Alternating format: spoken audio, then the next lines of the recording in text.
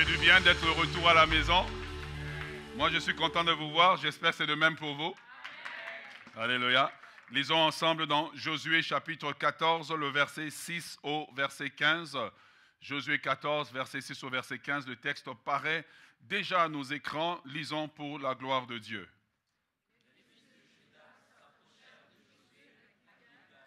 Et Caleb, fils de Jephné, le Kénisien, lui dit: Tu sais que l'Éternel a déclaré à Moïse, homme de Dieu, au sujet de moi et au sujet de toi à Kadesh Barnéa. Continuons.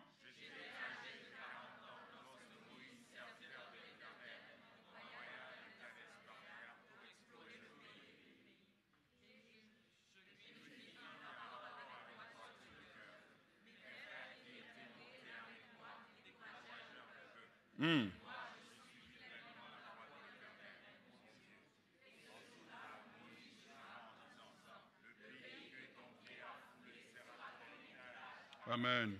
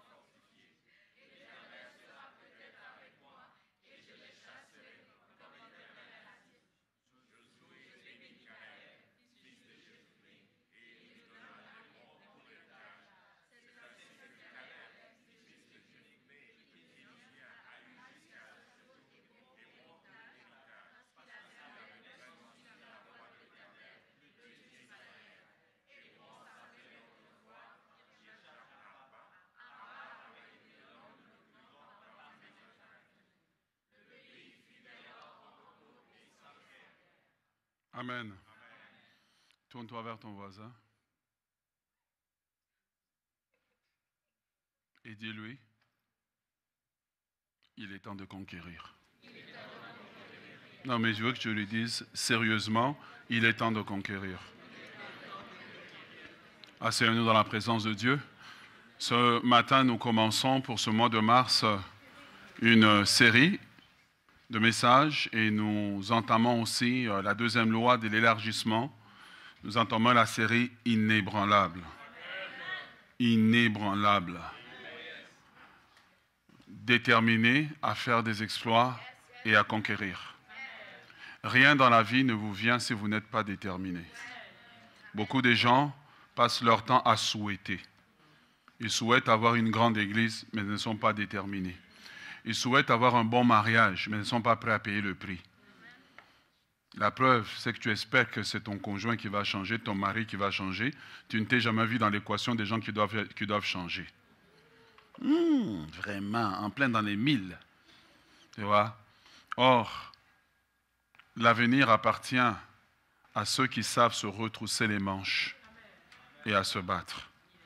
Mais le titre du message, premier message de cette série Inébranlable, s'intitule « Réclamez ce qui vous appartient ».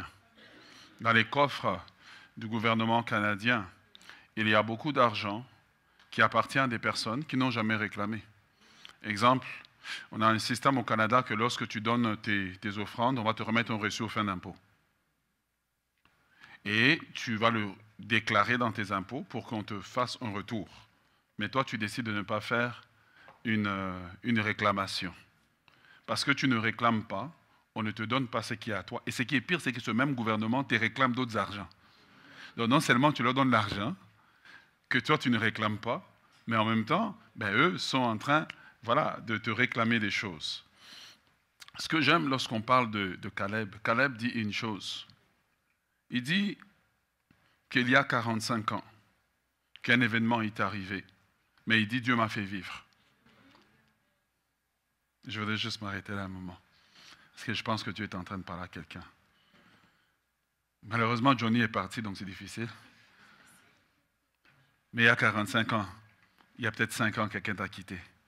Tu as pleuré ta peine d'amour, mais Dieu t'a fait vivre. Il y a 45 ans, Caleb a fait une grosse perte. La perte de voir les rêves qu'il avait d'entrer dans le pays promis s'envoler. Il y a peut-être 45 ans pour lui, mais toi, il y a peut-être 5 ans, quelqu'un t'a roulé en affaires. Et depuis lors, tu as eu du mal à te relever. La vérité, c'est celle-ci. Ton cœur bat encore. Tes poumons fonctionnent. Tes jambes fonctionnent. Tu as survécu. You are not that dead. Tu as survécu. Tu pleures toujours, mais tu es vivant. Ça fait toujours mal. Ah oui, il y a des gens comme ça, quand ils te quittent, tu sens vraiment qu'on t'a quitté, quoi. On dirait que quand il est parti, il avait vraiment fait de prendre ton cœur. Et puis il est parti avec. Et chaque mois, tu as comme ta sainte scène personnelle où tu communies avec la souffrance là. Mais tu as survécu. Traumatisé, Caleb, par l'obligation de retourner dans le désert. Nous avons tous dans nos vies des choses comme ça qui nous ont traumatisés. Des choses qu'on pensait, tu sais, quand tu arrives à la fin d'un processus, tu dis, ça y est, c'est terminé, et tu as l'impression qu'on te fait reculer en arrière. Qu'importe ce qui t'a fait reculer en arrière, j'aimerais te dire de la part de Dieu, et ça, je l'ai vraiment reçu fortement, de dire aux personnes, tu as survécu. Calcule ce que tu as survécu et non ce que tu as perdu. Car au courant de nos vies, nous serons tous secoués par des choses comme Caleb. Et lui, il voulait rentrer dans le pays promis. Mais parfois, tu es associé avec des personnes qui font que tu es dommage collatéral. Je voudrais parler à quelqu'un qui est dommage collatéral aujourd'hui, que Dieu veut te restaurer, Dieu veut te relever. Et ce n'est pas parce qu'il était dommage collatéral que Dieu l'a abandonné, mais il dit 45 ans plus tard, je suis toujours là. Je ne sais pas qu'est-ce que tu es en train de vivre, je ne sais pas qu'est-ce que tu es en train d'expérimenter, mais je te demande pour le restant de ce message de ne pas mettre ton cellulaire à jour, de ne pas aller sur les réseaux sociaux, mais de rester connecté à ce que Dieu essaye de te dire. Il y a quelque chose qui est arrivé dans ton passé qui t'a brisé, quelque chose qui est arrivé dans ton passé qui t'a fait mal. Nous avons tous des choses qui nous ont fait mal, des choses quand tu te souviens, c'est comme une date d'anniversaire, ou pour toi, ce n'est pas une date d'anniversaire, c'est comme avant Johnny et après avant Vespasien, avant la chose et après la chose. Nous avons tous des choses comme ça qui nous sont arrivées. La déception, le découragement, perte d'emploi, perte d'un bien-aimé, un décès de quelqu'un sur qui on comptait. Mais ce que j'aime de Caleb, il dit Dieu. Il n'a pas dit moi, il n'a pas dit ma force, il n'a pas dit ma capacité. Non, il dit Dieu. Le même Dieu qui nous a envoyés au désert a veillé sur moi. Le même Dieu qui nous a envoyés au désert a veillé sur moi pour que je ne meure pas dans la peine, je ne meure pas dans ce désert. Dieu a été avec moi. Ce que j'aime de Dieu, c'est l'équilibre. D'un côté, parfois, il peut punir, mais il ne punit pas trop, parce qu'il trouve toujours une porte pour survivre et revenir. Caleb dit, il y a 45 ans, qu'est-ce qui s'est passé dans ta vie pour lequel tu es en train encore de te dire, il y a. Lui, c'est 45 ans, quelque chose est arrivé. Toi, il y a 5 ans, quelque chose est arrivé. Et cette chose a marqué ta vie. Il y a 10 ans, quelque chose est arrivé. Peut-être c'est arrivé, tu étais enfant, et ça t'a marqué, ça t'a changé. Cette chose qui est arrivée, ça a changé la trajectoire de la vie de Caleb. Et pendant 45 ans, il espère qu'il pourra corriger sa trajectoire. Je suis venu prêcher ce message. C'est le deuxième culte où je le prêche, mais là, j'ai l'angle du Saint-Esprit, et c'est un angle prophétique de réparation des dégâts qui ont été faits dans notre vie par des choses que nous n'avons pas fait, mais des gens autour de nous ont fait ces choses, ou nous ont fait ces choses, et ça nous a affectés. Quelque chose t'a envoyé dans un désert et Dieu dit ce matin, ce désert doit prendre fin. Dieu dit que ce matin, ce désert doit prendre fin. Il prend fin parce que tu n'es plus quelqu'un qui est là pour subir, mais tu es quelqu'un qui s'élève comme Caleb et qui dit à l'ennemi, donne-moi ma joie, donne-moi ma paix, donne-moi mon harmonie, rends-moi mes bénédictions, rends-moi mon argent, rends-moi mon élévation. Qu'est-ce qui t'a été pris que tu es juste là en train de dire, je subirai toute ma vie? Quelque quelque chose, il y a des choses qui nous arrivent, et puis tu as l'impression de dire, le restant de mes jours sera comme ça. Dieu dit, non, ça ne sera pas comme ça. Si ça a changé pour Caleb, Dieu peut changer ta vie. Si ça a changé pour Caleb, Dieu peut changer ton histoire. Caleb dit, il y a 45 ans, un événement m'est arrivé, mais Dieu m'a fait survivre. Ce que j'aime de Dieu, c'est que quand personne ne peut nous secourir, quand personne ne peut venir à notre aide, Dieu dit, moi je suis là, moi l'Éternel des armées, je suis là. Si tu passes par les eaux ne te submergeront point. Si tu passes par les flammes ne te brûleront pas. Tu as l'impression que tu es dans une épreuve, au contraire, tu es dans une protection divine. C'est la protection divine qui est dans l'épreuve, ce n'est pas toi qui es dans l'épreuve. Et la Bible dit que Daniel est sorti, Shadrach, Meshach, Abednego, sortis de la fournaise ardente, et rien de leur corps ne pouvait se sentir. Pourquoi leur corps ne sentait pas? C'est parce qu'ils étaient enveloppés de la protection divine. C'est la protection qui avait l'odeur de la fumée et non les gens qui étaient dedans. Je suis venu parler à quelqu'un qui a besoin d'entendre Dieu lui parler. Dieu te dit que tu es passé par un long temps de désert, mais le temps de désert arrive au bout et je veux que tu commences à célébrer le Dieu qui t'a fait survivre. Le Dieu qui t'a fait survivre. Il t'a fait survivre là où les gens pensaient que tu allais mourir. Il t'a fait survivre là où les gens avaient déjà voué en disant, après que telle chose est arrivée, c'est fini pour lui. Après que tu aies perdu ton argent, après que tu as échoué à l'école, peut-être tu as croisé un professeur qui était méchant, qui dit que quand je te colle cette note, ton avenir est terminé. Il s'est terminé pour les hommes, mais pas terminé pour Dieu. J'aimerais dire à quelqu'un, tu es de la race de Caleb, tu vas survivre. Tu vas survivre aux décombres, aux échecs qui te sont arrivés. Tu vas survivre aux injustices des hommes. Tu vas survivre. J'aimerais te parler de ça parce que l'ennemi te fait croire que c'est terminé et je suis venu de la part de Dieu te dire, tu vas survivre. J'aimerais que tu dises à ton voisin, tu vas survivre. Bien-aimé dans le Seigneur, Caleb dit une deuxième chose. Non seulement il dit que Dieu t'a fait survivre,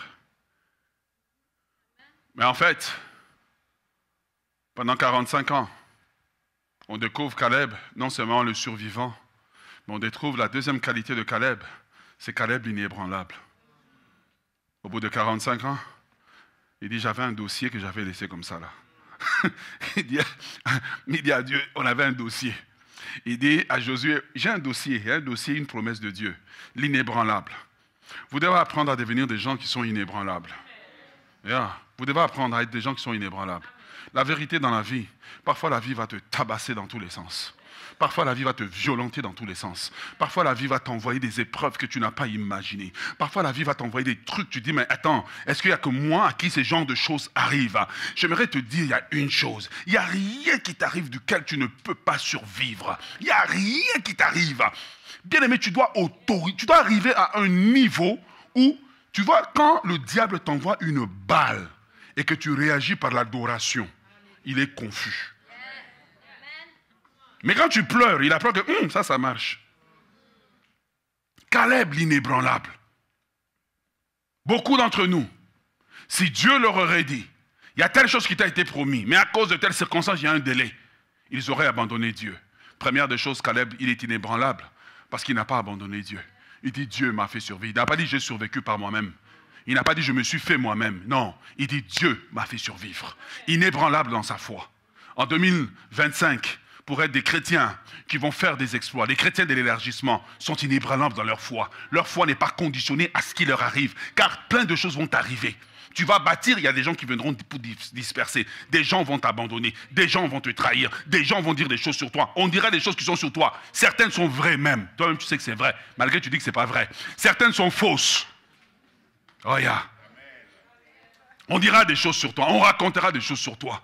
Mais tu dois apprendre que ta réputation ne dépend pas de ce qu'on dit de toi. Ta réputation dépend de Dieu. Et Dieu fait un reset à un moment donné sur ta vie. Tu vois. Et quand tu commences à rentrer dans la vie avec la mentalité que la vie est une guerre. Une guerre que je veux remporter. Je peux perdre une bataille, mais je remporterai la guerre. Je peux perdre une saison, mais je rattraperai la saison. Ce que tu as besoin, c'est de développer une mentalité inébranlable. Comme je vous disais, développer une foi inébranlable. Une foi inébranlable n'est pas attachée simplement aux bonbons que Dieu me donne. Mais la foi est attachée à Dieu. Que Dieu me donne pas, je suis attaché à lui. Quand les gens écoutaient quelqu'un qui vivait une épreuve, ils disaient, cela a failli affecter ma foi. C'est que tu n'avais pas de foi au départ. C'est que tu avais des souhaits. Et les sommets de la vie n'appartiennent pas aux gens qui ont des souhaits. Les sommets de la vie appartiennent aux gens qui ont la mentalité de Caleb. Que le désert ne me tuera pas. Vos critiques ne me tueront pas. Votre animosité ne me tuera pas. Vous ne m'avez pas invité à la fête d'anniversaire, je ne mourrai pas. Vous avez mis des statuts sur les réseaux sociaux pour que je vois comment vous avez célébré. D'ailleurs, j'irai voir et je mettrai un like. Et je vais commenter, waouh, quelle belle célébration. Vous devez développer une mentalité anti-balle. Une mentalité anti-balle. Parce que dans la vie, ce n'est pas tout le monde qui vont t'aimer. Dans la vie, ce n'est pas tout le monde qui vont t'apprécier. Dans la vie, ce n'est pas tout le monde qui vont t'acclamer. Tu es faible parce que tu marches dans la vie en espérant que pour tout ce que tu as fait, quelqu'un viendra t'offrir des fleurs en disant « Oh mon Dieu, qu'est-ce que tu as fait, c'est merveilleux !» Non, il y a des gens qui ne feront pas ça. Quand, au contraire, au plus tu réussis, ils vont rester calmes. Et tu dois apprendre à développer la mentalité de t'auto-encourager. David se fortifia en l'Éternel. Don't be weak. Ne sois pas faible. Apprends à t'encourager. Parfois, dans la maison, c'est ton propre mari qui ne peut même pas te dire que tu as bien fait. Regarde-toi dans le miroir, je suis bien maquillée. Regarde-toi dans le miroir, je suis belle. Regarde-toi dans le miroir, je m'aime. Regarde-toi dans le miroir, je suis bien chaussée. Regarde-toi dans le miroir. Oui, tu dois apprendre que, regarde, Caleb est dans le désert. Tu dois apprendre que ton bonheur ne doit pas dépendre de tes circonstances, mais ton bonheur dépend d'une décision que tu as prise. C'est aujourd'hui la journée que l'Éternel a faite, qu'elle soit pour nous un sujet de joie. Vous devez être inébranlable. Listen to me. Tu dois apprendre à devenir tough, à devenir dur à l'intérieur. Tu es trop soft. La moindre des choses, tu t'écroules, tu es chez toi, tu es couvert de couverture, et puis depuis que tu es couvert, ça a changé quoi? Ça a changé quoi? Développer le caractère des conquérants. Développer le caractère des conquérants. Développer le caractère qui vous permet de posséder les choses. Ce n'est pas tout le monde qui vous comprendra. Ce n'est pas tout le monde qui vous acclamera. Ce n'est pas tout le monde qui sera d'accord avec vous. Ce n'est pas tout le monde qui comprendront. Certains comprendront plus tard. D'autres ont compris depuis le début, mais trop orgueilleux pour dire c'est bien ce que tu es en train de faire. Il faut que tu apprennes à développer ce caractère qui fait que c'est toi qui transformes le désert au lieu que le désert te transforme. Le psalmiste dit avec raison, heureux ceux qui se confient en l'Éternel, car ils trouvent en eux des chemins tout tracés. Lorsqu'ils traversent la vallée de Baca, la vallée de larmes, ils la changent en un lieu plein de bénédictions. C'est eux qui affectent la vallée. Ce n'est pas la vallée qui les affecte. Ce n'est pas la vallée qui les affecte. Devenez anti-balle. Devenez anti-balle. Devenez résistant aux circonstances de la vie. Devenez résistant à la dictature des circonstances. Ce que tu as besoin. Ton besoin d'acclamation fera que tu ne seras jamais un conquérant. Ton besoin d'approbation des autres fera que tu ne pourras jamais faire des choses. Parfois, peut-être que tu aurais été loin dans la vie si tu dépendais moins des gens et des circonstances. On trouve un Caleb qui sort de là. Il dit, j'ai survécu là où personne n'aurait pensé que j'aurais survécu. Développe la mentalité du survivant. Tu vois, le survivant, il est comme le crocodile, comme l'alligator. Quand il n'y a pas de nourriture, il tombe dans une espèce de sommeil comme ça en attendant que la bonne saison arrive. Il n'abandonne pas, il ne se plaint pas. Depuis que tu te plains, tu vois les gens, ils se plaignent des cessés, ils se plaignent de cela, ils se plaignent. Le mari se plaint de la femme se plaint du mari. Et c'est comme une balle de ping-pong. Depuis que tu te plains, tu as changé quoi? Si tu vivais la vie avec la mentalité que personne ne viendra à ton secours, tu développerais plus de compétences. Caleb le survivant. Nos prières, c'est des prières d'apitoiement. Oh Seigneur, tu vois mes ennemis et tous ceux qui s'élèvent contre moi. Seigneur, donne-moi la force. Fais-moi grandir au travers de cette épreuve. Déploie-moi. Rends-moi grand. Développe en moi les caractères, les compétences que tu as besoin de développer. C'est pour ça que le psalmiste avait raison de dire, déjà ma tête s'élève plus haut que mes adversaires. Dis Seigneur, étire-moi encore, rends-moi plus grand. Quand tu développes ça, Satan commence à avoir peur de toi parce que il ne sait plus par où t'attaquer. C'est là qu'il dit au démon, laissez-le tranquille. La dernière fois qu'on l'a énervé, il est rentré dans 3 semaines de jeûne et ça ne s'est pas bien passé pour nous. Ne vis pas la vie en attendant qu'on fasse pour toi. Fais pour toi-même. Caleb n'a pas dit on m'a fait survivre, il dit j'ai survécu. Dieu m'a fait survivre. Je ne sais pas ce qui t'est arrivé, mais Dieu va te faire survivre. Yeah. Dieu va te faire survivre. Ce que tu regardes comme une épreuve sera le chapitre d'un livre. Sera un témoignage. Ce que tu regardes comme des décombres sera un moyen par lequel Dieu se servira pour te faire avancer. Ça fait mal, mais tu n'es pas mort. Tant que tu n'es pas mort, il y a la vie. Ça fait mal, mais tu peux te relever. Ça fait mal, mais tu peux avancer. Ne compte pas ta vie en fonction de ce qu'on t'a appris. Compte ta vie en fonction de ce que tu vas posséder. Compte ta vie. Caleb n'était pas en train de compter. Oh, on a traversé les déserts. Non. Dieu a dit 40 ans. Donc je compte. 38 ans, 39 ans. Ah, c'est l'année. Je suis prêt. Sinon, tu marcheras toute la vie. Et quand la vie t'enverra ses gifles, quand la vie t'enverra ces circonstances bizarres, difficiles, tu seras quelqu'un qui sera en train d'abandonner. D'abandonner alors que peut-être que la montagne que tu dois posséder est juste à côté de toi. J'aimerais t'inviter ce soir à rentrer à la maison. Rentre dans ta salle de bain, fais couler la douche, pleure tout ce que tu peux, sors de là, puis dis « enough is enough ». Oh yeah, assez c'est assez, j'arrête de pleurer. Comment je peux développer une solution? La vie ne nous enverra pas. La vie nous envoie parfois des situations comme des examens très difficiles. Et tu sais, tu es déjà passé dans une salle d'examen, et puis tu dis « mais prof, vous ne nous avez jamais parlé de ça ». Il dit oui, je vous en ai parlé, mais là, je l'ai mis autrement. Parfois, la vie nous envoie des examens, des choses compliquées, des choses que tu n'aurais pas souhaitées. Je vais te dire la vérité. Quand ils ont commencé à traverser le désert, tout semblait facile. Tout ce qu'ils avaient à faire, traverse le désert. Dieu est avec toi en plus. Je veux dire, qu'est-ce qui est compliqué? Et arrive dans le pays promis. La vérité, c'est celle-ci. Dans la vie, tu as parfois des compagnons dont tu ne peux pas contrôler qu'est-ce qu'eux ils font. Et parfois, ce qu'ils font, ça t'affecte. Tout ce qu'ils avaient à faire, c'est traverser le désert. Une traversée qui était supposée être simple. Et tu es parti dans un dossier, c'est simple. 1 plus 1 égale 2. Mais quand 1 plus 1 égale, et puis on te met un X. Donc ça devient plus compliqué ce que tu avais prévu. J'aimerais parler à quelqu'un. Tu as commencé un dossier, c'était simple. C'était simple. Je viens au Canada, je fais ça. Mais sur le terrain, ça c'est compliqué. J'aimerais te dire que Dieu peut défaire ce qui est compliqué. C'est ça que l'histoire de Caleb nous enseigne. Je ne suis même pas rentré dans le message. Je suis dans l'introduction, là, juste à vous expliquer. C'est ça que Dieu peut faire. Nous avons des situations. Au départ, quand tu les as commencées, c'était simple. La chose devait être simple. Ok, il t'aime, vous vous mariez. Mais tu n'avais pas prévu que l'ex allait apparaître et réclamer sa montagne. Est-ce que tu es avec moi? J'aimerais vous dire, les épreuves ne sont pas faites pour durer éternellement. Mais développe ta mentalité. Pas une mentalité de quelqu'un qui pleure. Pleurer t'empêche de réfléchir pour trouver une solution. Pleurer t'empêche de développer le courage.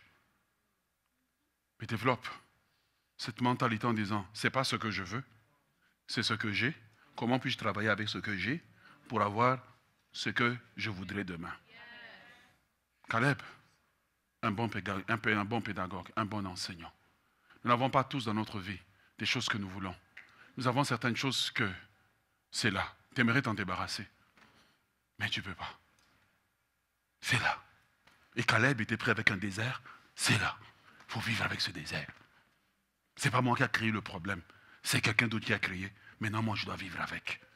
Mais la vérité, c'est qu'au bout, il dit, j'ai survécu. Tu survivras. Je vais encourager quelqu'un pour te dire, tu survivras. Les gens peut-être te regardent et disent, c'est fini. Non, tu survivras. Même si tu es tombé en ruine, tu survivras. Même si tu n'as personne pour te secourir, tu survivras. Mets-toi dans la tête que tu survivras et Dieu créera les circonstances pour que tu survives. Hein? On t'a quitté, tu as 45 ans. Tu penses que ta vie est finie. Il y a des gens de 45 ans qui se marient. Oh, j'ai atteint tel âge. Dieu peut te faire survivre. Je veux que tu m'écoutes. Dieu peut te faire survivre. Et le diable t'a convaincu, comme Caleb, que le désert c'est la fin. Oui, c'est vrai. Les statistiques le prouvent qu'à 85 ans, généralement, on n'est plus trop là. Ou si on est là, on a besoin de la couche, on a besoin de ceci, on a besoin de cela. Dieu dit non. Je ne te préserve pas seulement vivant, je te préserve en bonne santé. Pour que quand tu vas sortir de là, tu as la vigueur de quelqu'un de 20 ans. Il dit, j'ai encore la force. Caleb n'a pas demandé que ses enfants, ses petits-enfants aillent conquérir. Puis il dit, non, j'irai moi-même. J'ai un dossier à régler. Tu as des dossiers à régler. Dis à Dieu, garde-moi vivant.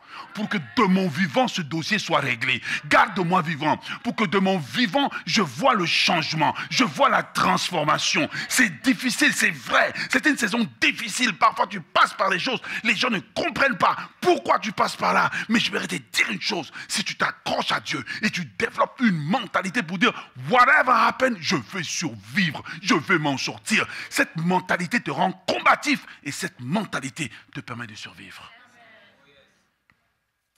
Te plaindre dans tes épreuves fera que l'épreuve aura même l'air d'être plus grande.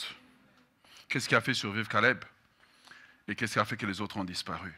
La différence entre Caleb et les autres, c'était simple. C'était la deuxième loi de l'élargissement. C'est la loi de la perception. La loi de la perception. La loi de la perception, qu'est-ce qu'elle nous dit? Elle nous dit ceci. Qu'après la loi de l'étincelle, la perception est un des pas majeurs vers l'élargissement. Vous ne pouvez pas aller loin dans la vie tant que votre perception est une perception erronée. La loi de la perception nous dit que la perception est un filtre au travers lequel nous interprétons la réalité. Ce n'est pas la réalité elle-même qui façonne notre destinée, mais la manière dont nous la percevons. Changer votre perception, c'est changer votre avenir.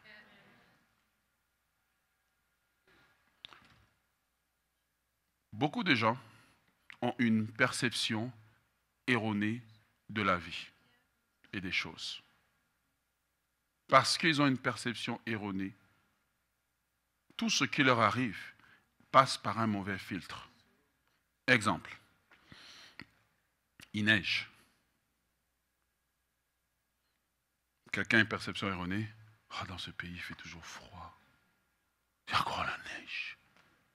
Quelqu'un d'autre va dire, oh, il neige. Je mets mon manteau. Je mets mes patins. Et puis je sors.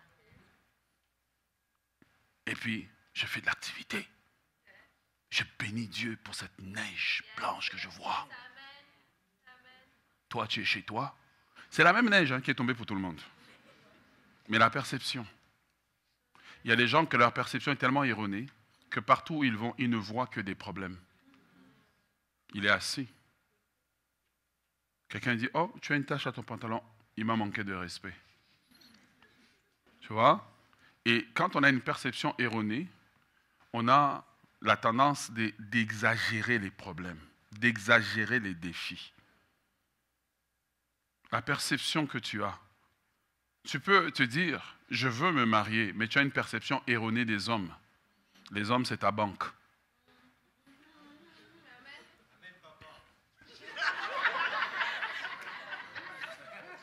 Les blessés de guerre. Une perception erronée. Erronée des hommes. Et tu sais, cette perception, ce qui est grave, c'est que ce n'est même pas à toi. Quelqu'un te l'a répété. Une femme te l'a répété. Tu as une perception erronée des femmes. Notre perception va teinter notre réalité. C'est pour ça qu'on dit toujours que quand il y a un problème, Il y a ta vérité, ma vérité et la vérité. Ça veut dire quoi? Il y a ta perception de la chose, ma perception de la chose et la réalité même de la chose. Et combien de gens, parfois tu regardes quelqu'un qui saute un câble pour quelque chose qu'on peut régler dans la paix.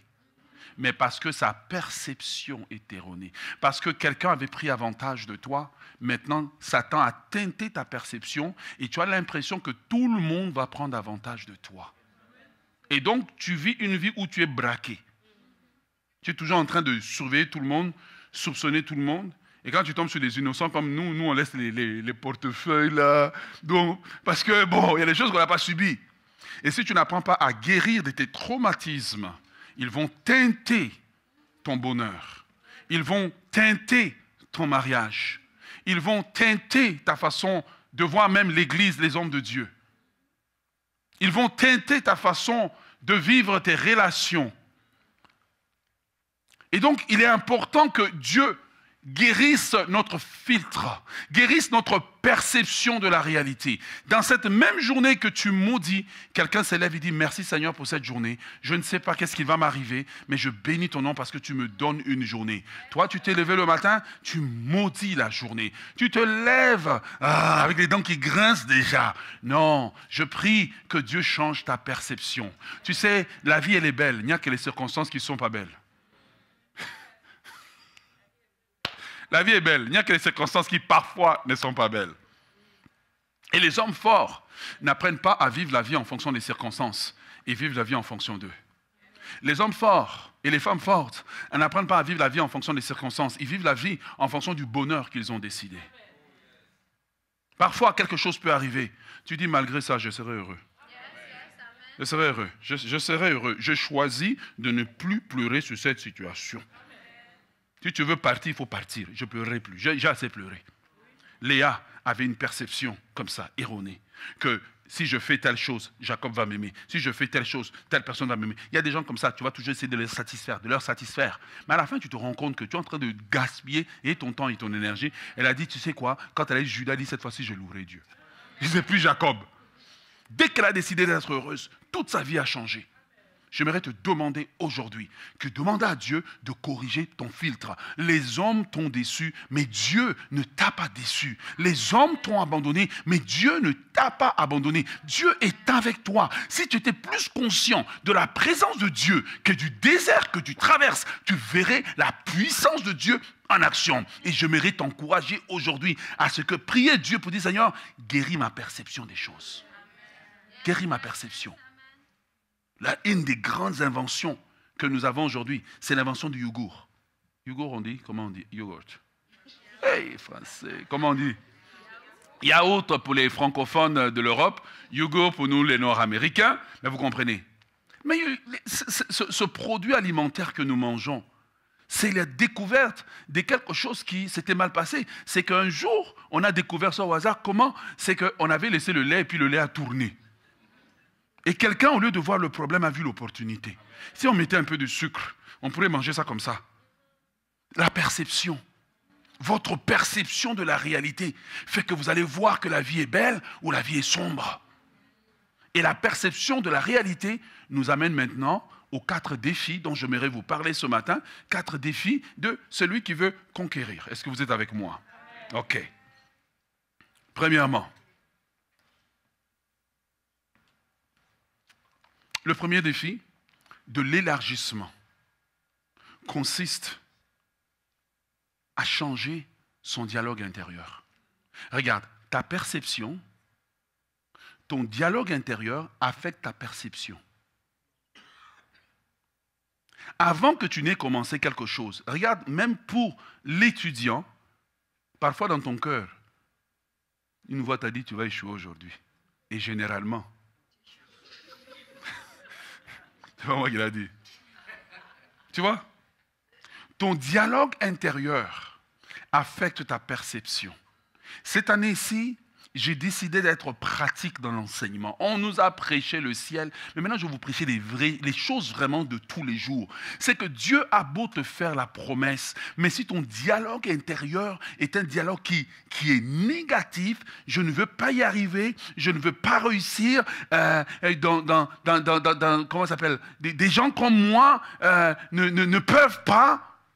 Il te sera fait selon ta foi. Or, ton dialogue intérieur, c'est celui qui génère ta foi. Et donc, quand ton dialogue intérieur prend le dessus, ça affecte maintenant ta perception, ta façon de voir le monde. Et voilà pourquoi tu as besoin, alors que nous sommes en train de parler, de réclamer ce qui est à toi. La première des choses que tu dois réclamer, c'est la correction de ton dialogue intérieur. Ton dialogue intérieur ne doit pas parler le langage de tes défaites d'hier, mais il doit parler le langage de tes victoires de demain. Ton dialogue intérieur ne doit pas parler le langage de tes défaites d'hier, mais de l'espérance que tu as demain. Tu ne peux pas passer ta vie à confesser, à conjuguer toujours au passé. Quand on m'avait quitté, quand on m'avait pris, quand on m'avait fait. La vérité, je vais te la dire, on fait à tout le monde, on dit à tout le monde perd, tout le monde gagne. Parfois tu gagnes, parfois tu perds. Si tu crois que quelqu'un qui dit que sa vie a toujours été en haut, en haut, en haut, sache que 50% de ce qu'il te dit n'est pas vrai. J'aimerais t'inviter à demander à Dieu de corriger ton dialogue intérieur. Tu ne peux pas t'élargir avec un dialogue intérieur qui nullifie tout ce que Dieu veut faire pour toi. Tu as un projet à commencer, et si ça ne marchait pas? Si vous êtes comme ça, levez la main dans le cœur. Tu as un projet à faire, et si ça ne marchait pas? Tu as quelque chose à faire. Oh, mais quels sont les éléments qui font que? Tu vois, tu ne regardes pas la vie du côté de la victoire. Tu ne regardes pas un problème en mode solution. Quelles sont les solutions que nous pouvons apporter? Toi, tu es toujours, c'est grave, c'est très grave, c'est terrible. Ah là là là là là. Non, tu as besoin de demander à Dieu, corrige mon dialogue intérieur. Seigneur, donne-moi un dialogue intérieur qui parle ton langage. Donne-moi un dialogue intérieur qui parle selon ce que tu veux. Parce que sans ça, tu auras beau jeûner, tu auras beau prier, mais ton dialogue intérieur va nullifier tout ce que tu fais. Pourquoi? Parce que parfois, lorsque tu pries Dieu, la réponse vient sous la forme d'un problème. Salomon a demandé à Dieu la sagesse. Dieu ne lui a pas envoyé la sagesse, envoyé par un colis livré à sa porte. Dieu lui a donné 2 femmes qui avaient un problème. Et Dieu dit à Salomon, maintenant, exerce la sagesse. Tu vois? C'est quand Salomon a fait ça que les gens disent, il est sage.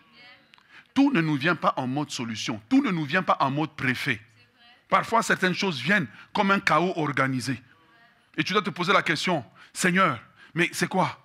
Et une des choses que j'aimerais te donner comme conseil, quand tu es dans un problème que tu n'arrives pas à solutionner, au lieu de te plaindre, au lieu d'aller en mode attaque comme tout le monde, assieds-toi, dis Seigneur, je suis le bienvenu dans ton école, qu'est-ce que tu veux m'enseigner? Étire-moi, enseigne-moi, montre-moi, rends-moi plus sage, rends-moi plus intelligent. Seigneur, si je ne peux pas le solutionner, c'est qu'il y a quelque chose que tu essaies de m'enseigner. Corrige ton dialogue intérieur. Ne parle pas ce que le diable veut. Parle ce que Dieu veut. Parle ce que Dieu dit. Et tu verras le changement autour de toi. On voit un Caleb qui a été dans un désert, mais qui sort avec un langage propre. Il dit, Dieu m'a fait survivre. Il n'a pas dit, pendant 45 ans, Dieu m'a abandonné. Quand Dieu m'a abandonné par un psaume de Caleb, quand Dieu m'a abandonné pendant 45 ans, il dit non, Dieu m'a fait survivre. Tu vois, c'est le même langage que Joseph va avoir. Il dit non, vous aviez prévu de me faire du mal, mais Dieu l'a changé en bien. Et il dit même que Dieu m'a envoyé ici pour vous faire survivre, pour vous faire vivre, pour vous préserver de cette destruction. Il faut que la lecture que tu as de ta vie puisse changer pour que ta vie puisse changer. Est-ce que tu es avec moi? Si tu es là, acclame le Seigneur. Numéro 2. Pourquoi est-ce que les gens n'arrivent pas à s'élargir? Deuxième défi. C'est le défi que vous avez, c'est le défi de changer les schémas de famille. L'incapacité de changer les schémas de famille fait que des personnes qui devraient posséder ce que Dieu a pour eux ne possèdent pas ces choses. Tu vois? Nous venons tous des familles qui ont des façons de faire.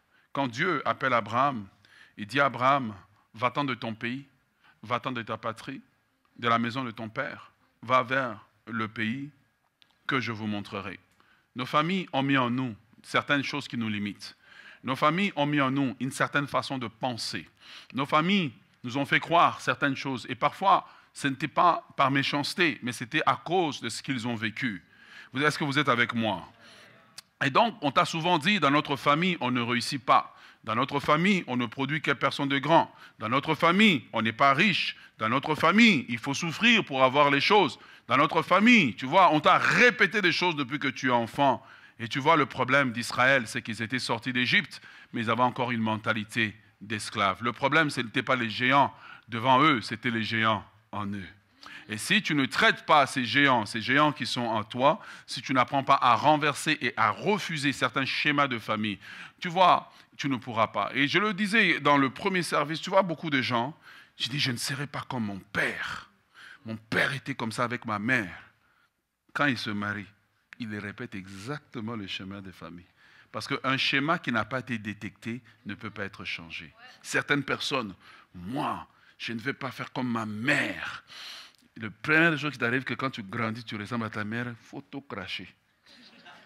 Et quand tu te maries, tu reproduis exactement leur mariage. Ce que tu avais dit, tu ne feras pas. Tu es en train de le faire. Tant que les schémas ne sont pas détectés, vous allez répéter la même chose. Ce que vous appelez souvent, oh, esprit de célibat, esprit de divorce, ce n'est pas esprit, c'est les schémas. C'est le schéma. Et tant qu'un schéma n'est pas examiné et que vous ne l'amenez pas à Dieu, Caleb, quelque part, doit avoir dit, Seigneur, je suis dans ce désert, mais que je ne répète pas les erreurs que mes pères ont commises. Que je ne répète pas les erreurs que mes aînés ont commises.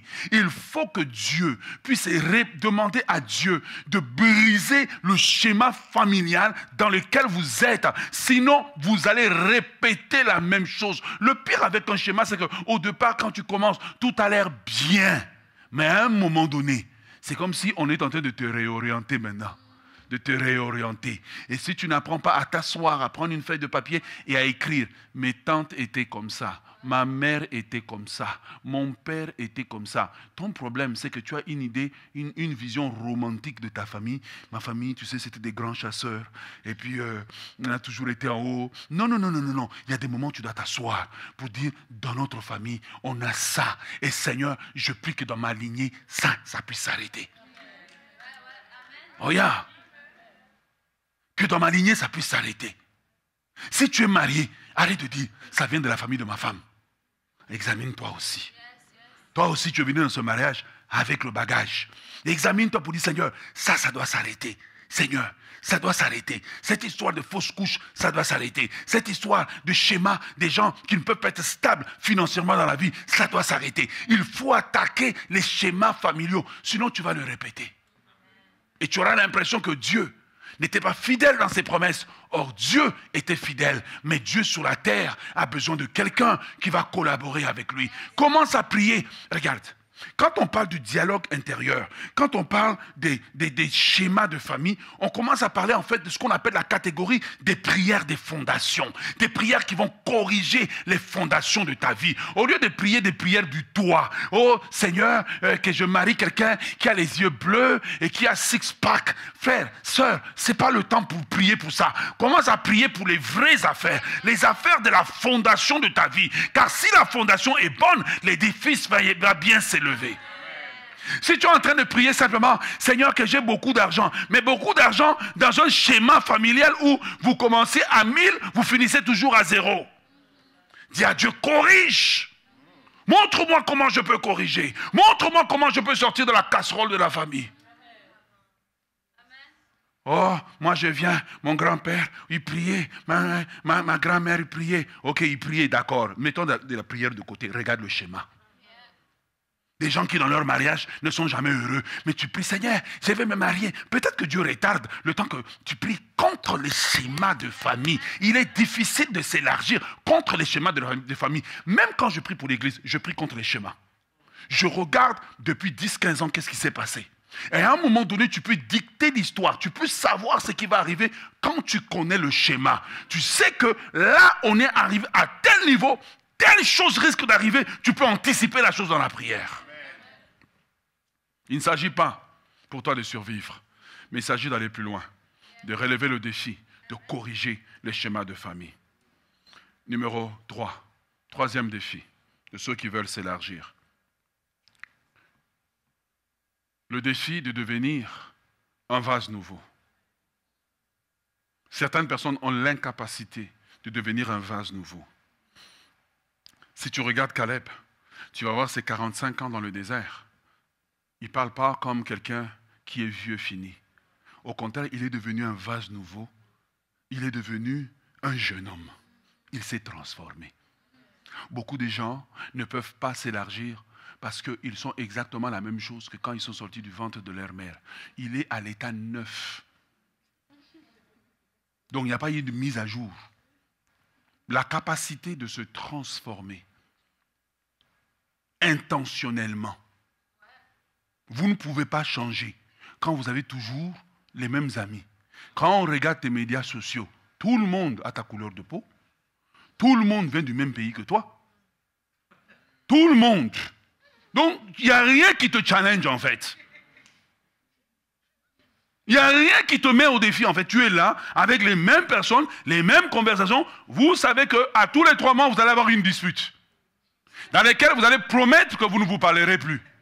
Mais tu sais au fond de toi que vous allez quand même revenir. Parfois, nous avons développé une addiction à ce qui ne marche pas. Nous avons développé une addiction aux relations toxiques. Nous avons développé une addiction aux choses qui nous détruisent. Mais Jésus dit, on ne peut pas mettre du vin nouveau dans un vieux vase, dans une vieille outre. Tu vois, Caleb, pour devenir le conquérant, il s'est transformé. Car celui qui parle, il a peut-être le visage de quelqu'un d'âgé, mais à l'intérieur de lui, il est jeune. C'est comme ça que tu vas croiser des gens. Ils sont jeunes, mais ils sont âgés. Je dis, comment tu réfléchis comme un vieux, comme ça, des vieilles pensées, comme, il n'y a rien, tu n'es pas joyeux. Non. J'aimerais que tu te transformes cette année-ci intentionnellement. Achète un livre qui va te forcer à raisonner. Dernièrement, j'ai trouvé un livre que j'avais acheté dans ma bibliothèque, qui m'a juste... Je lis le livre est très simple. Vous voulez savoir le sujet du livre? Comment réfléchir? Non, il y a des sujets de livres. Et je m'assieds vraiment avec le livre et il explique comment réfléchir. Toi, tout ce que tu regardes, c'est des chaînes de politique de ton pays. Tu es payé pour ça. Tu reçois des dividendes. Tu vois comment les gens se bloquent eux-mêmes dans la vie. Élargis-toi intentionnellement. Lis des livres. Regarde des documentaires qui vont t'élargir. Tu dis, oh, je n'ai pas de travail, et je cherche dans ce pays, tout est difficile. Je te donne un devoir. Cette semaine, va, lave-toi, parfume-toi, habille-toi bien. Achète un journal, lis, ouvre la page de la bourse. Achète-toi dans un endroit important, lis le journal, même si tu ne comprends pas, lis. Prends quand même, lis. Change d'environnement. Tu ne peux pas espérer rester avec les mêmes personnes et espérer que quelque chose de différent va t'arriver. Tu dois briser les schémas de ta propre vie. Si dans un cercle, c'est toujours toi qui as raison, c'est toujours toi qui connais, c'est que tu es dans un endroit qui te tue. Sois avec les gens qui vont te challenger. Sois avec les gens qui vont challenger l'information qui est en toi. Sois avec les gens qui vont te forcer, qui vont te dire non, ce n'est pas comme ça, c'est comme ça, comme ça, comme ça. Sois avec les gens qui vont t'étirer. Change des choses. Tu ne peux pas vouloir devenir un vase nouveau, veut dire, c'est se dire, écoute, j'ai une addiction aux médias sociaux. Le temps que tu perds à scroller là, à descendre, tu n'es en train de rien apprendre. J'ai besoin, cette année-ci, de vous voir pratico-pratique. Quelqu'un qui obéit au principe de Dieu priera peu, mais il aura beaucoup de résultats. Je vais te dire une chose, quand tu pries beaucoup, tu as peu de résultats. C'est que le problème, ce n'est pas la prière. Il y a un problème ailleurs. Transformez-vous. Soyez guéris de l'allergie à la lecture. Soyez guéris. Mets un livre audio. Mets la Bible qui joue. Élargis-toi. Force-toi. Va vers certaines personnes, offre ton amitié. Accepte que dans ce groupe-là, tu seras la personne qui connaît le moins. Mais au moins, comme ils sont en haut, ils vont te tirer vers le haut. Mais toi, tu es toujours avec les mêmes personnes. Pourquoi? Parce que tu es un hypersensible. Tu as peur qu'on te dise que tu as tort. Puis là, tu es fâché pendant 3 semaines. Tu as peur qu'on te dise que tu ne connais pas. Non. Les gens qui s'élargissent, c'est les gens qui acceptent d'être challengés dans leur raisonnement, d'être challengés dans leur façon de faire, d'être challengés. Ou qu'on te dise que non, ce n'est pas comme ça et que tu acceptes que tu ne dors pas dessus pendant 3 jours. Comment on a osé me dire ça? Mon père ne m'a jamais dit ça, ma mère ne m'a jamais dit ça. Il y a une race de gens dans le monde qui existent pour te dire ce qu'il faut. Même si tu ne dis pas Amen. J'avais amené les miens par WhatsApp.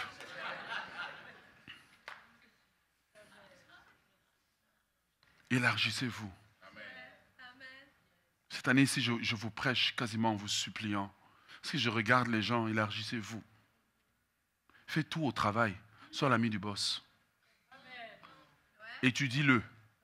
Comme on étudie vraiment une proie, tu l'étudies. Il aime ça. Il regarde le hockey.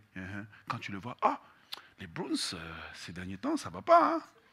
Il entre à l'ascenseur à 10h05. Intentionnellement. Caleb était intentionnel. Donne-moi cette montagne. Tu veux une promotion? Sois intentionnel. Sois intentionnel. Intentionnel. Je veux ça. Qu'est-ce que je veux pour l'avoir? Dans la vie, on ne te donnera pas tout.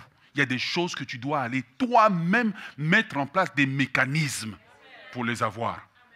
Caleb n'a pas dit seulement, oh, Dieu m'a gardé. Il dit, je veux cette montagne. J'ai un compte à régler avec cette montagne. Et toi, tu vas faire quoi? Tu vas souhaiter seulement. Tu vas seulement attendre le prochain temps de jeûne pour venir prier, parler en langue. Et quand tu as fini, tu fais quoi? Tu es juste assis. Je vais avoir un 5plex. Ok, qu'est-ce que tu vas faire pour l'avoir? Tu es un R9. R9, ce n'est pas Cristiano Ronaldo. Hein. Tu es R9. Qu'est-ce que je vais faire pour corriger? Tu as même peur d'aller regarder ton propre bureau de crédit. Non. Et le courage, va le regarder et dire, le cancer est très avancé. Comment on va faire? Comment on va faire pour régler le problème? Ok, je vais prendre un cours. Je n'ai pas d'argent pour me payer ce cours. Je vais m'asseoir, aller même sur... Vous-même, vous l'avez dit. Je vais chercher comment on corrige son bureau de crédit. Je vais regarder 15 vidéos sans mettre mes statuts ailleurs à jour. Je prends mon téléphone, je mets à part. Je ne serai pas esclave de mon téléphone. Je le mets à part. Pendant ce temps, je suis une vidéo qui m'éduque. Comment je peux corriger mon bureau de crédit? Information gratuite en ligne. Il y a plein de gens dont les vidéos ne sont pas populaires qui attendent seulement que toi, tu ailles cliquer pour avoir l'intelligence, l'information dont tu as besoin. Soyez intentionnels en 2025. Arrêtez de souhaiter que les choses vous arrivent. Soyez intentionnels. Mais je me plains, mon mari, va suivre. Oh, pasteur Omer, j'ai entendu, ils ont donné un séminaire, comment ça s'appelle? Une école du mariage. Intentionnellement, je veux que mon couple change. Intentionnellement, je me décide, en 2025, je serai une meilleure femme. Je serai une femme meilleure que ma mère. Intentionnellement. Qu'est-ce que je peux faire pour devenir une femme meilleure? Écris la question sur une feuille. Et écris 10 choses que tu penses, dès que tu te dis que tu peux faire. Numéro 1, je pardonnerai facilement.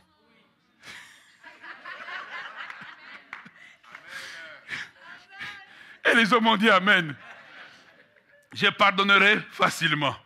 Numéro 2, j'arrêterai de croire que mon bonheur dépend de mon mari. Mon mari n'existe pas pour me rendre heureuse. Je serai heureuse moi-même. Bon, après ça, vous allez sauter dans la liste. Quatrième des choses. Quatrième défi des gens qui veulent s'élargir, c'est développer l'art de transformer l'offense en opportunité. Tu sais, dans la vie, il y a des gens qui sont des hypersensibles. Peut-être il m'en veut depuis 3 ans. Moi-même, je ne sais pas. Moi, je dis, salut frère, ça va. Je m'en veux.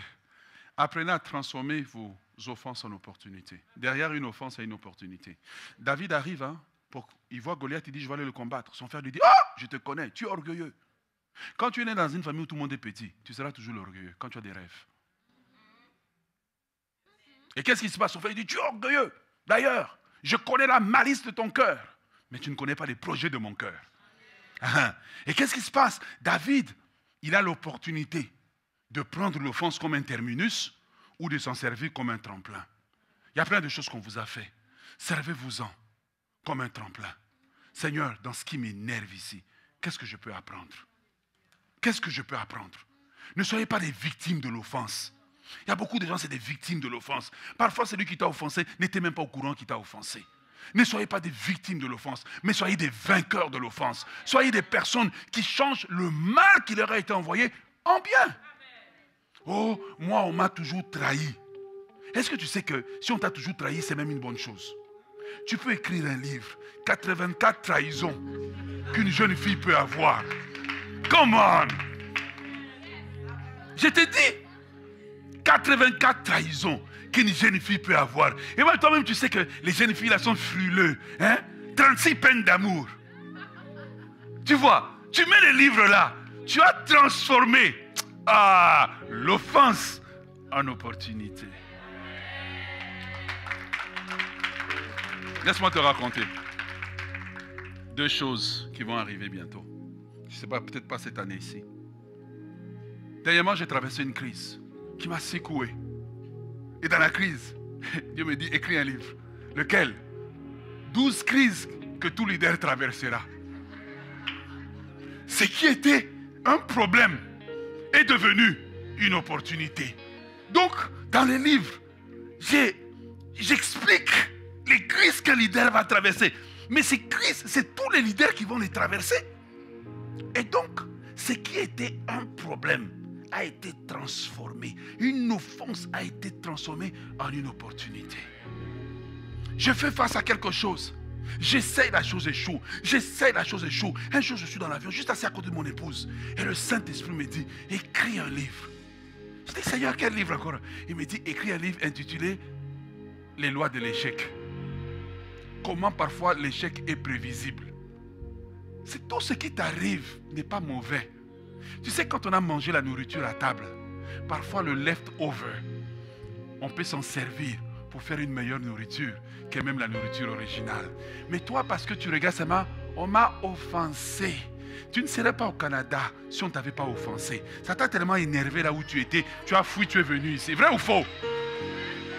Tu vois, lorsque tu apprends à transformer l'offense en opportunité, alors tu es tout le temps en train de t'élargir. Joseph voit ses frères qui arrivent, ses frères qui lui ont fait du mal. Il dit non, non, non, non, non. C'est l'occasion de m'élargir dans le pardon. Regarde, tu vois. Et si tu n'apprends pas ça, tu regarderas la vie seulement en négatif. Certains d'entre vous sont là en train de dire, waouh, le pasteur Omer a écrit tel livre sur le manuel de prière. Vous voyez le manuel de prière, mais vous ne savez pas, c'est né des combats que j'ai eus. Je ne savais pas comment prier pour certaines situations. Et aujourd'hui, de ce qui m'offensait, tu t'en vas dépenser ton dollar. J'aimerais t'inviter, en terminant ce message aujourd'hui, à ne pas tout regarder simplement sous l'angle de l'offense, mais de quelque chose de négatif qui t'est arrivé, quelque chose de bon peut ressortir. Est-ce qu'on peut se lever dans la présence de Dieu? Si Dieu t'a parlé, tu peux l'acclamer.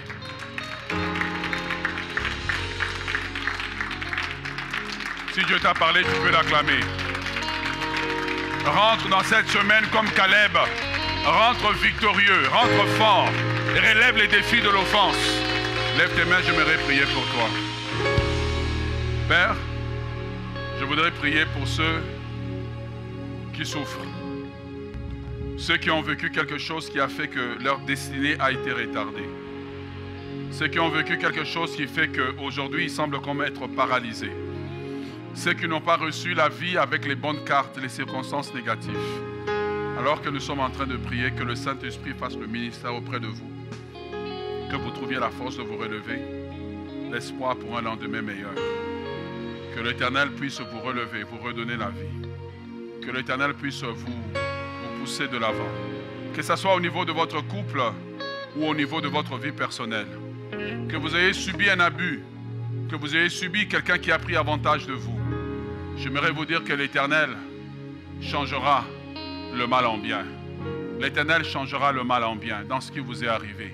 L'Éternel est capable de le faire. Que Dieu vous bénisse, acclamons le Seigneur.